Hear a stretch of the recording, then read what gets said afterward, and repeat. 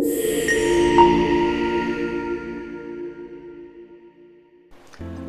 My name is Gautam और जैसे कि आप सभी को पता है मेरा इस बार नीट यूजी 2023 में 680 आउट ऑफ 720 आया हुआ है और ऑल इंडिया रैंक 1581। तो आज मैं अपना पूरा जर्नी बताऊंगा कैसे मैं एवरेज स्टूडेंट से टॉपर बना।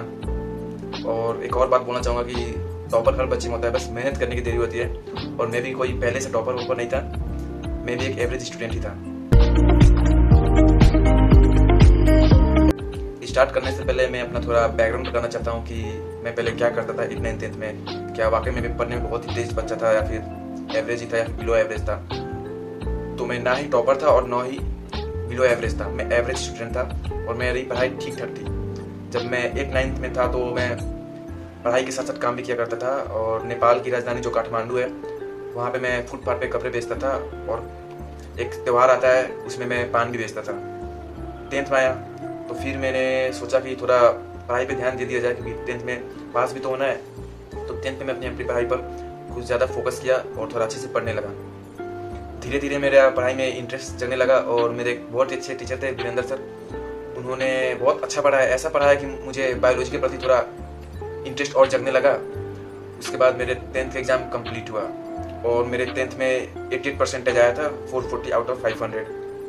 और इस तरह मेरा 10th कंप्लीट हुआ और मैं 11th में ट्रांसफ़र हो गया।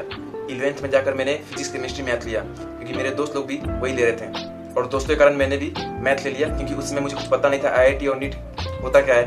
और उस समय जैसे कि आप सभी को पता है 2020 में लॉकडाउन लग गया था, तो मैं जैसे 11th में आया लॉकडाउन लगना स्टार्ट हो गया। फिर घर पर बैठ कर मेरी पढ़ाई बहुत ही कम हो रही थी, ज़्यादा खेल कूद ही हो रहा था लॉकडाउन में। फिर मेरे घर वालों ने मुझे फोर्स किया कि कुछ तो पढ़ ले, कुछ तो पढ़। तो मैंने ऑनलाइन यूट्यूब पे सर्च किया और वहाँ मैंने देखा अलग सर का लेक्चर। वहाँ से मैंने पढ़ना स्टार्ट किया, अलग सर से थोड़ा इंटरेक्ट किया अच्छे से, हाउ टू स्टडी ऑनलाइन। थोड़ा आदत सी हो गई अलग से पढ़ते पढ़ते, लेकिन फिर मैं कंसिस्टेंसी के साथ नहीं पढ़ता था। मैं बहुत ही टाइम पास करता था और सिर्फ मैं फिजिक्स पढ़ता था और मैथ पढ़ता था।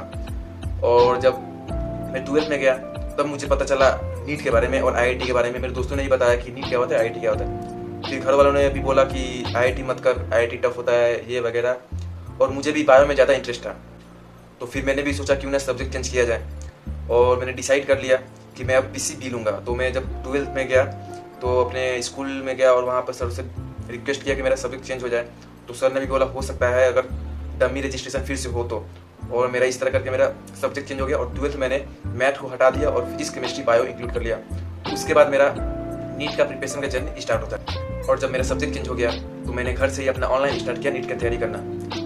फिर मेरे साथ ये प्रॉब्लम हुआ कि रूम पे पढ़ाई नहीं होती थी, घर पे मम्मी के काम करना और भाई लोग भी हैं तो ज़्यादा डिस्ट्रैक्शन होता था घर पे, मैं ठीक से पढ़ नहीं पाता था। तो मैंने घर वालों से जिद किया कि मुझे कहीं बाहर रूम लेकर जहाँ मैं पढ़ सकूँ वहाँ मुझे भेज दो। तो मेरे घर वाले भी राजी हो गए। मेरे घर वालों को उतना नीट के बारे में नहीं पता था, बस सब बोले जो करो बस अच्छा करो। तो मैं घर से दूर 50 किलोमीटर दूर किसी एक सिटी में वहाँ पर रूम लेकर रहता था, वहीं पे ऑनलाइन स्टडी करता था। और वहीं पे खाना बनाने वाला एक मैंने इंसान रखा था, वो खाना बनाने आता था, खाना बनाकर चला जाता था। उस रूम में मैं और मेरा एक भाई था, वो IIT का करता था, मैं नीट का करता था। तो हम दोनों साथ में रहते थे।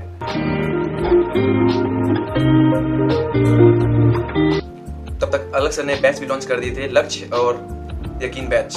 तो मैंने दोनों बैच लिया था। मैंने लक्ष्य लिया था 12th के लिए और मैंने ये सोचा कि यकीन बैच भी ले लेता हूँ और उससे मैं अपना 11th कंप्लीट करूँगा। तो मार्च में यकीन बैच स्टार्ट हुआ और लक्ष्य अप्रैल में स्टार्ट हुआ। तो पहले मैं यकीन से पढ़ना स्टार्ट किया और मुझे वहाँ पर काफ़ी अच्छा लगा। वहाँ पर MR सर थे, पंकज सर थे, मनीष दुबे सर थे, तरुण सर थे, सर्वेश सर थे। तो मैं इन्हीं से कंटिन्यू किया अपना यकीन से ही। और मुझे यकीन में इतना अच्छा लगा, इतना बेसिक से पढ़ाया गया, मुझे थोड़ा भी दिक्कत नहीं हुआ। तो मैंने ये डिसाइड किया कि मैं 11th और 12th अपना यकीन से ही क्रैश कोर्स से कंप्लीट करूँगा। और वो यकीन 100 डेज क्रैश कोर्स वाली थी। तो मैंने लक्ष्य से स्टडी नहीं किया, सिर्फ यकीन से ही अपना 11th और 12th कंप्लीट किया। मार्च में वो बैच स्टार्ट हुआ था और सितंबर में आई थिंक सिलेबस कंप्लीट हुआ था उसका। हालांकि मेरे सिलेबस कंप्लीट नहीं हुए थे, मेरे 80% सिलेबस कंप्लीट थे। मेरे केमिस्ट्री में बहुत ज़्यादा प्रॉब्लम होता था, मैं केमिस्ट्री में बहुत ज़्यादा सिलेबस मेरा रह गया था। बाकी फिजिक्स और बायो मैंने यकीन से अच्छे से कंप्लीट किया था। अब आप लोग बोल रहे होंगे कि इतना कम समय में इसने 11th और 12th कैसे कंप्लीट कर लिया, वो भी फिजिक्स बायो केमिस्ट्री। तो इसका पीछे एक ही मंत्र है और वो है कि मैंने बहुत ज़्यादा हार्ड वर्क किया था। जैसे कि मैंने बोला, मैं सिर्फ वहाँ पर सोता था, पढ़ता था, बस खाता था और खाना बनाने वाला था एक आता ही था एक आदमी। तो मेरा तो काम यही था और मैं दिन में 15 घंटा पढ़ लेता था अच्छे से और कंसिस्टेंसी के साथ मैंने यही किया और इसी कारण मेरे कम समय में 11th और 12th का सिलेबस कंप्लीट हो गया। अब बात करते हैं टेस्ट। जब मैं प्रिपरेशन कर रहा था तो मेरे टेस्ट में कितने नंबर आते थे। काफ़ी बच्चे पूछते हैं मुझसे कि आपके भी टेस्ट में 400-500 नंबर आए हुए हैं क्या। तो मेरा आंसर है जी हाँ, मेरे भी इतने टेस्ट में नंबर आए हुए हैं। जब मैंने प्रिपरेशन स्टार्ट किया था यकीन से, तब तो मेरे फर्स्ट टेस्ट में 600 मार्क्स आए थे। तो मैं बहुत ही खुश था, लग रहा था कि सिलेक्शन हो जाएगा। फिर जैसे जैसे सिलेबस बढ़ता गया, लोड बढ़ता गया टेस्ट का, उसके बाद मेरे नंबर डिक्रीज होने लगे और डिक्रीज होते होते मेरे नंबर 375 तक आ गया था। तब तो थोड़ा तो डिमोटिवेशन हो रहा था कि इतना कम नंबर आ रहा है, सिलेक्शन हुआ कि नहीं होगा। लेकिन फिर भी मेरे माइंड में एक ये था कि मेरा फर्स्ट प्रायोरिटी होना चाहिए सिलेबस कंप्लीट करने में। क्योंकि नंबर जब आप सिलेबस कंप्लीट करते हैं तो उस समय आपका नंबर इंक्रीज नहीं होता है। उस समय आप या फिर अपने नंबर को कांस्टेंट कर सकते हैं या फिर कोशिश कर सकते हैं नंबर इंक्रीज करने का। नंबर बहुत ही कम बच्चों का इंक्रीज होता है, जो पढ़ने में अच्छे होते हैं उनका तो होता ही है, लेकिन मैं एवरेज था और इस तरह मेरे नंबर कम आते थे। और जब मेरा सितंबर में सिलेबस कंप्लीट हुआ था तो मैं केमिस्ट्री के लिए मैं यूट्यूब का सहारा लेता था। बाकी फिजिक्स और बायो में एनसीईआरटी को बार बार रिवीजन करता था और फिजिक्स के लिए फार्मूला सेट बनाना स्टार्ट कर दिया।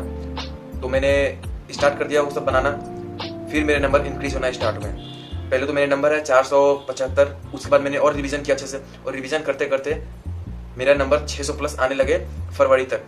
जुलाई में एग्जाम था, फरवरी तक मेरे 600 प्लस नंबर आने लगे, क्योंकि मैंने अक्टूबर से फरवरी तक काफ़ी अच्छे से रिवीजन कर चुका था। उसके बाद और मुझे नंबर इंक्रीज करना था। फिर मैं अच्छे से रिवीजन करता गया और फाइनली मेरे एग्जाम से बहुत पहले 1-2 हफ्ते पहले मेरे हर टेस्ट में 620-630 नंबर आराम से आ जाते थे। फिर आया वो दिन 17 जुलाई, जो मेरा फर्स्ट अटेम्प्ट था नीट का। उस दिन मैं बहुत ही खुश था। मेरे घर वाले को पूरा कॉन्फिडेंस था कि इस बार का सिलेक्शन हो जाएगा, क्योंकि मेरे हर टेस्ट में 620-630 आराम से आ जा रहे थे। तो मैं भी बहुत ही खुश था और मैं अपने सेंटर पर गया। वहाँ पर मेरे साथ ये प्रॉब्लम हुआ कि वहाँ पे जो खिड़की थी उसमें जंगला नहीं लगा हुआ था और उससे बहुत तेज हवा आ रही थी, जिसके कारण मेरे OMR बार बार ऊपर नीचे हो रहे थे। तो मुझे एक हाथ से उसको अच्छे से दाबना पड़ा और तब मैं क्वेश्चन सॉल्व कर रहा था और OMR बबलिंग कर रहा था। और उस बार मैंने भी, जैसे हर बच्चे करते हैं, मैंने भी बायो से स्टार्ट किया और बायो बहुत ही लेंदी आया था। तो बायो के कारण मेरे फिजिक्स और केमिस्ट्री बिगड़ गया, क्योंकि मुझे बायो में 1 घंटा 20 मिनट लगा था और मेरा बायो बहुत ही अच्छा गया। उसके बाद मैं केमिस्ट्री पे गया। केमिस्ट्री अच्छा लेवल का क्वेश्चन था, तो केमिस्ट्री में बहुत ही अनबैलेंस्ड हो गया मेंटली। तो फिर मैं केमिस्ट्री को छोड़ फिजिक्स में गया। फिजिक्स मेरे आधे घंटे में हो गए और बहुत ईजी आया था और मुझे लगा फिजिक्स में अच्छे नंबर आएंगे। फिर मैं केमिस्ट्री पे गया और मैंने इस तरह अपना पूरा पेपर कंप्लीट किया। पेपर कंप्लीट करने के बाद मैं एग्जामिनेशन हॉल से बहुत खुशी से बाहर आया और भैया को बोला कि मैंने 3 क्वेश्चन केमिस्ट्री में छोड़ के सारे क्वेश्चन अटेम्प्ट किए हैं। आप विश्वास नहीं कीजिएगा मैं कितना खुश था, और इतना खुश मैं लाइफ में कभी नहीं था, क्योंकि ऑनलाइन पढ़ के आप फर्स्ट अटेम्प्ट में ही क्लियर करते तो उससे बड़ा कोई और बड़ी बात नहीं होती है। और जब मैं अपना नंबर कैलकुलेट करने बैठा तब सिली मिस्टेक के भंडार ही निकल गया। इतना ज़्यादा सिली मिस्टेक हुआ कि मैं अंदर ही अंदर घुटने लगा कि यार मैंने ये क्या कर दिया, आटा हुआ क्वेश्चन सब गलत कर दिया। और इसका एक ही रीज़न था, वो जो बायो है बहुत ही लेंदी आया था, उसी कारण मेरे फिजिक्स और केमिस्ट्री में नंबर कम आ गए थे। बायो में मेरे 325 नंबर आए थे, फिजिक्स में 137 आया था और केमिस्ट्री में 128 आया था। टोटल 588 आया था। कुछ नंबर से मेरा गया, जिस कारण 600 प्लस मेरे नंबर नहीं आए। घर पहुंचते तक मैं बहुत ही दुख था और मैंने भी कुछ रात खाना भी नहीं खाया और रो भी रहा था और किसी से बात भी नहीं किया घर वालों से। मम्मी पापा को सबको कॉन्फिडेंस था कि सिलेक्शन लेकर ही आएगा और मम्मी ने अच्छे से खाना बनाया था। मैंने कुछ नहीं खाया, आकर सो गया चुपचाप, किसी ने कुछ नहीं बोला मुझे। मैं बहुत ही सैड हो गया था। तो मैंने अपने प्रिपरेशन के दौरान क्या क्या मिस्टेक किया, जिसके कारण मेरे फर्स्ट अटेम्प्ट में ऑनलाइन पढ़कर सिलेक्शन नहीं हुआ। और मेरा फर्स्ट मिस्टेक ये था कि मैंने ऑफलाइन टेस्ट सीरीज ज्वाइन नहीं किया। तो मैं जो बच्चे ऑनलाइन पढ़ रहे हैं उनके लिए मैं सजेस्ट करूंगा कि एग्जाम से 2-3 महीने पहले आप ऑफलाइन टेस्ट सीरीज जरूर ज्वाइन करें, क्योंकि अगर आप एग्जामिनेशन हॉल में जाइएगा तो आपको जो वहाँ पर मेंटल पर जो प्रेशर पड़ता है ना, वो बहुत ही हाई लेवल का होता है। आप बहुत ज़्यादा प्रेशर में आ जाते हैं वहाँ पे और इसी कारण आप मेंटली अनबैलेंस्ड हो जाते हैं। मैं जब एग्जामिनेशन हॉल में गया तो उसी तरह मैं भी मेंटली अनबैलेंस्ड हो गया था। मुझे एक्सपीरियंस नहीं था कि कैसे हज़ारों बच्चों के बीच में टेस्ट दिया जाता है। तो मैं आपको सबसे पहले सजेस्ट करूंगा कि आप एग्जाम से 2 या 3 महीने पहले एक ऑफलाइन टेस्ट सीरीज जरूर ज्वाइन करें, ताकि आप मेंटली प्रिपेयर हो जाए हाउ टू हैंडल प्रेशर। और मेरा दूसरा मिस्टेक ये था कि मैं जब मेरे नंबर 600 प्लस आने लगे तो मैं अपने कंसिस्टेंसी को खो रहा था। मैं कभी पढ़ता था कभी नहीं पढ़ता था, क्योंकि ओवर कॉन्फिडेंस में आ गया था कि टेस्ट में तो 600 प्लस आ ही रहे हैं तो नीट में तो आराम से आ जाएंगे, क्योंकि नीट में पेपर एवरेज ही आता है, ज़्यादा टफ आते भी नहीं है। ये मेरा दूसरा गलती था, कंसिस्टेंसी मेंटेन नहीं किया। आपको भी यही बोलूँगा, आपको कितना भी आता क्यों ना हो, आप कंसिस्टेंसी मेंटेन जरूर कीजिएगा, क्योंकि अगर आप थोड़ा भी लैग कीजिएगा कंसिस्टेंसी में तो किस्मत आपका साथ नहीं देगी एग्जामिनेशन हॉल में। क्योंकि बहुत बार ऐसा होता है कि बच्चा पढ़ने में बहुत इंटेलिजेंट होता है, लेकिन किस्मत उसका साथ नहीं देता है। तो आपको कंसिस्टेंसी बनाए रखना होगा, कितने भी टेस्ट क्यों ना हो, आप 700 नंबर क्यों ना आ रहे हो, आपको कंसिस्टेंसी से पढ़ते रहना है अंतिम तक। और तीसरा गलती जो कि मैंने नहीं किया लेकिन काफ़ी बच्चे करते हैं, और तीसरा गलती ये था कि टेस्ट को छोड़ देना, क्योंकि नंबर कमाते इसलिए। मेरे भी नंबर कमाते थे लेकिन मैंने टेस्ट नहीं छोड़ा, मैं लगा रहा अंतिम तक और फाइनली मेरे 600 प्लस आने लगे टेस्ट में। तो आपको भी लगे रहना है, आपके 300 400 कितने भी नंबर आ रहे हैं, आपको अपने टेस्ट से सीखना है और एक भी टेस्ट मिस ना करना, क्योंकि टेस्ट से ही पता चलता है आप कहाँ पे गलती कर रहे हो। और चौथा गलती और सबसे मोस्ट इम्पोर्टेंट, जो काफी 99% बच्चे करते ही नहीं है और उसमें से मैंने भी नहीं किया था उसको, वो है पेपर एनालिसिस। जब मैं ऑनलाइन पढ़ता था तो मैं पेपर एनालाइज करता ही नहीं था, मैं टेस्ट देता था, नंबर आ जाते थे, बस उतने में मैं डिमोटिवेट हो जाता कि नंबर कम आ गया। एनालाइज करता ही नहीं था कि मैंने कहाँ गलती किया, कहाँ मैंने सिली मिस्टेक की है। ये सबसे बड़ा मेरा ब्लंडर मिस्टेक है जब मैंने ऑनलाइन प्रिपरेशन स्टार्ट किया था। तो आप लोगों को भी सजेस्ट करूंगा कि आप जब भी पेपर दें उसके तुरंत बाद आप अपना पेपर एनालाइज करें कि आपने कहाँ कहाँ गलती किया, उसको नोट डाउन करें, अपने गलतियों से सीखें। तो ये थी मेरी कहानी, कैसे मैंने नीट का प्रिपरेशन स्टार्ट किया और कैसे मैंने कम समय में 11th और 12th सारा सिलेबस कंप्लीट किया और कैसे मैंने ऑनलाइन में पढ़ के फर्स्ट अटेम्प्ट में ही 588 लाया और क्या क्या मैंने मेजर गलतियां की जिसके कारण मेरे फर्स्ट अटेम्प्ट में सिलेक्शन नहीं हुआ, कुछ नंबर से ही रह गया। मैं अपने सेकंड पार्ट में वीडियो में ये बताऊंगा कि कैसे मैंने फर्स्ट ड्रॉप में ही अपना 580 टू 680 का जर्नी कैसे इंप्रूव किया और क्या क्या मैंने गलतियों को सुधारा, ये मैंने अपने सेकंड पार्ट वीडियो में जरूर बताऊंगा।